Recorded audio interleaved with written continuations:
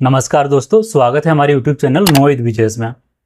आज की इस वीडियो में मैं इन्फोसिस के स्पेशलिस्ट प्रोग्रामर रोल के लिए अपना इंटरव्यू एक्सपीरियंस साझा करूंगा। तो वीडियो के अंत तक बने रहिए, मुझे यकीन है कि आपको बहुत सारी नई चीज़ें जानने को मिलेंगी।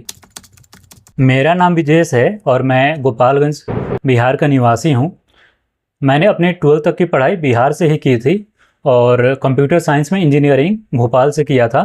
मेरा 3 कंपनियों में सिलेक्शन हुआ था, जिनमें से एक था TCS, जिसका फुल फॉर्म होता है टाटा कंसल्टेंसी सर्विसेज, जो कि टाटा ग्रुप का ही एक हिस्सा है, और दूसरा था DXC टेक्नोलॉजी, और तीसरा था इन्फोसिस। इन तीनों में से इन्फोसिस का ही पैकेज सबसे ज़्यादा था, इसलिए मैंने इन्फोसिस को ही ज्वाइन किया। हमको ज्वाइन कर लो। और इस वीडियो में मैं इन्फोसिस के लिए ही अपना इंटरव्यू एक्सपीरियंस साझा करूंगा। इन्फोसिस एक इंडियन कंपनी ही है, जिसके जो ऑनर हैं वो नारायण मूर्ति हैं, और इन्फोसिस एक MNC भी है, यानी कि मल्टीनेशनल कंपनी। MNC का मतलब ये होता है कि ये कंपनियां केवल किसी एक देश में नहीं होती हैं, बल्कि इसके ब्रांचेज कई सारे देशों में फैले हुए रहते हैं। 2 फरवरी 2022 में इन्फोसिस ने एक फॉर्म लॉन्च किया था हैक विद इन्फी के लिए। यह एक कोडिंग चैलेंज था, जिसमें उन्होंने 3 क्वेश्चन दिए थे, और जो भी लोग इनमें से एक क्वेश्चन पूरा और दूसरे या तीसरे में से किसी एक को भी कम से कम 40% सॉल्व कर ले रहे थे, तो उन्हें वे लोग जॉब ऑफर दे रहे थे। और इस चैलेंज के थ्रू उन्होंने 2 जॉब रोल दिया हुआ था। एक था DSC, जिसका फुल फॉर्म होता है डिजिटल स्पेशलिस्ट प्रोग्रामर, और दूसरा था SP, जिसका फुल फॉर्म होता है स्पेशलिस्ट प्रोग्रामर। तो इसमें क्राइटेरिया ये था कि जो लोग 3 क्वेश्चन में से एक पूरा कर लिए और दूसरे या तीसरे में से एटलीस्ट 40% किसी भी एक में कर लिए, तो उन्हें DSC मिलता था। और जो लोग इन तीनों में से कोई सा भी 2 क्वेश्चन पूरा कर ले रहे थे, उनको स्पेशलिस्ट प्रोग्रामर का जॉब ऑफर मिल रहा था, यानी कि उसके लिए इंटरव्यू का मौका मिल रहा था। तो ये कोडिंग चैलेंज उन्होंने 7 मार्च को रखा हुआ था, जिसमें कि मैंने 3 क्वेश्चंस में से 2 क्वेश्चंस पूरे सॉल्व कर लिए थे। और जब चैलेंज खत्म हुआ तब तो मुझे काफ़ी ज़्यादा खुशी हो रही थी कि मेरे तो 2 क्वेश्चंस पूरे हो चुके हैं, अब तो इंटरव्यू पक्का है। उसके बाद से मैं नेक्स्ट स्टेप्स के लिए वेट कर रहा था, और 18 अप्रैल 2022 को मुझे मेल के द्वारा PPI आया, यानी कि प्री प्लेसमेंट इंटरव्यू। और उसके बाद से 2 मई 2022 को अपना इंटरव्यू स्लॉट चुनने के लिए मेल आया, जिसमें मैंने 7 मई का डेट कंफर्म किया। मेरा जो इंटरव्यू था वो ऑनलाइन हुआ था, जो कि मैंने अपने रूम से ही लैपटॉप से दिया था, और यह मेरा पहला इंटरव्यू था। तो पहले इंटरव्यू में क्या होता है कि हमें चीज़ें पता नहीं होते हैं कि कैसे क्या होना है क्या नहीं, और थोड़ा सा हेजिटेशन भी अंदर होता है। मैं भले ही इंटरव्यू अपने रूम से दे रहा था, लेकिन मैंने प्रॉपर फॉर्मल्स पहन रखे थे। मैंने मीटिंग 10 मिनट पहले ही ज्वाइन कर रखी थी, ताकि अगर कुछ इंटरनेट इशू होता है या फिर और भी कुछ इशू आता है तो उसमें पहले ही रिजॉल्व कर लूँ। जब इंटरव्यूअर ने ज्वाइन किया तो उन्होंने ग्रीट किया, मैंने भी उन्हें ग्रीट किया, और उसके बाद से उन्होंने अपना शॉर्ट इंट्रो दिया। फिर उन्होंने मुझसे इंट्रो पूछा, तो मैंने शॉर्ट में अपना होम टाउन, कॉलेज, कोर्स और जो भी टेक्नोलॉजी मुझे आती है, और प्रोजेक्ट और सर्टिफिकेशंस जो भी हैं, इनके बारे में शॉर्टकट में बता दिया। यहाँ पर ध्यान देने वाली चीज़ है कि आप अपने इंट्रो में जो भी कुछ बताते हैं या आप अपने रिज्यूमे में जो भी लिखते हैं, उनसे संबंधित क्वेश्चंस आपसे पूछे जा सकते हैं।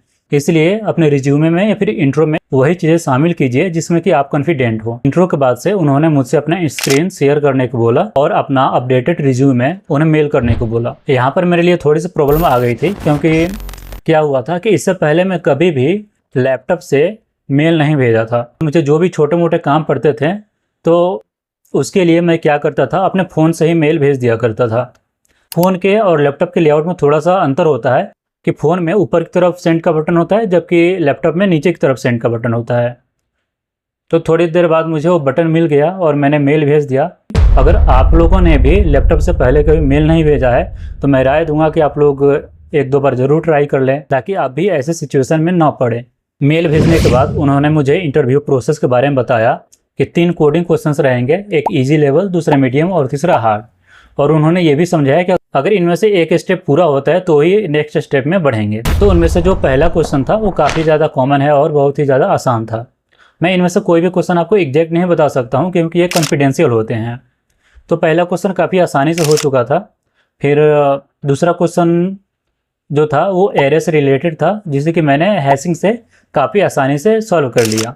लेकिन जो तीसरा क्वेश्चन था वो ब्रूट फोर्स से काफ़ी आसानी से सॉल्व हो सकता था, लेकिन मैंने क्या किया कि मैं उसे स्टार्टिंग से ही ऑप्टिमाइज वे में सॉल्व करने की कोशिश कर रहा था, जिसके कारण क्या हुआ कि वो अच्छे सॉल्व नहीं हुआ और पार्शियली ही सॉल्व हुआ, यानी सारे टेस्ट केस पास नहीं हो पाए। जबकि मैं इसे अगर ब्रूट फोर्स से करता तो यह सॉल्व जरूर हो जाता। तो यहाँ पर भी मैंने एक चीज़ सीखी कि सबसे पहले हमें सॉल्यूशन ब्रूट फोर्स से स्टार्ट करनी चाहिए, और अगर बोला जाए तो इसे ऑप्टिमाइज भी करना चाहिए, क्योंकि अगर आप ऑप्टिमाइज वे में सॉल्व करने जाएँ स्टार्टिंग में ही और वो क्वेश्चन बने ही नहीं तो इससे बहुत ही ज़्यादा बैड इंप्रेशन जाता है इंटरव्यूअर के पास। अगर आप ब्रूट फोर्स से सॉल्व कर देते हैं तो उसके पास ये इंप्रेशन जाता है कि हाँ एटलीस्ट को आता है, ये सॉल्व कर सकता है। और इनमें से तीनों क्वेश्चन उन्होंने काफ़ी अच्छे समझाया था। और कोडिंग राउंड के बाद उन्होंने मेरे प्रोजेक्ट से रिलेटेड कुछ क्वेश्चंस पूछे, जैसे कि मैंने एक प्रोजेक्ट बनाया था, वो था PDF ई बुक रीडर, जिसमें क्या था कि कोई भी आपके पास PDF है जो कि किसी भी लैंग्वेज में लिखा हुआ है, मेरा प्रोजेक्ट उसे एज ए इनपुट लेता था और यूज़र से उसका प्रीफर्ड लैंग्वेज भी पूछता था, और फिर उस ई बुक में जो भी कंटेंट है उन्हें यूज़र के प्रीफर्ड लैंग्वेज में ट्रांसलेट करके उसे सुनाता था, ऐसा था। तो इसमें से उन्होंने पूछा कि मैंने क्या क्या टेक्नोलॉजी यूज़ की हैं और अगर कुछ चेंजेस करने पड़े हैं तो वो कैसे करूँगा मैं, ये सारे क्वेश्चंस थे। यहाँ पर भी ध्यान देने वाली बात है कि आप अपने प्रोजेक्ट में जो भी कुछ ऐड कर रहे हैं उसके बारे में काफ़ी अच्छे से प्रिपेयर जरूर कर लें, क्योंकि उसमें से कहीं से भी क्वेश्चंस आ सकते हैं। और इसके बाद से उन्होंने मुझसे फ़ोन डायरेक्टरी इंप्लीमेंट करने के लिए बोला, तो मुझे उस समय आइडिया नहीं था कि ये कैसे होता है, तो मैंने उनको सिंपली बोल दिया कि ये मुझे नहीं आता है। तो फिर वो आगे बढ़ गए और उसके बाद से उन्होंने ऑब्जेक्ट ओरिएंटेड प्रोग्रामिंग से कुछ थियोरेटिकल क्वेश्चन पूछे हैं, और फिर डेटा स्ट्रक्चर्स और एल्गोरिथम से, इनसे भी कुछ थियोरेटिकल क्वेश्चंस पूछे हैं। और लास्ट में उन्होंने मुझे एक सिचुएशन बेस्ड क्वेश्चन दिया, जो कि मैं एग्जैक्ट क्वेश्चन नहीं बता सकता हूँ क्योंकि कॉन्फिडेंशियल होता है, लेकिन मैं एक हिंट दे देना चाहूँगा कि जैसे कि हम लोग लैपटॉप में कोई भी फोल्डर नया बनाते हैं तो उसका कुछ डिफ़ॉल्ट नेम आता है, तो इससे ही रिलेटेड क्वेश्चन था। तो इसका भी क्वेश्चन मैंने थोड़ी देर में दे दिया।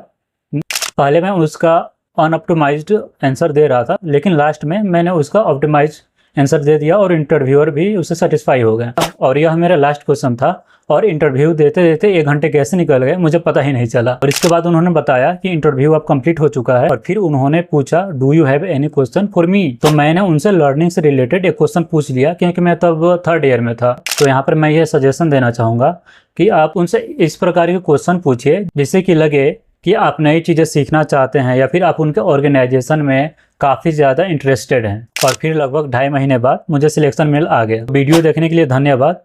आप मुझे कमेंट करके बताएं कि वीडियो कैसा लगा।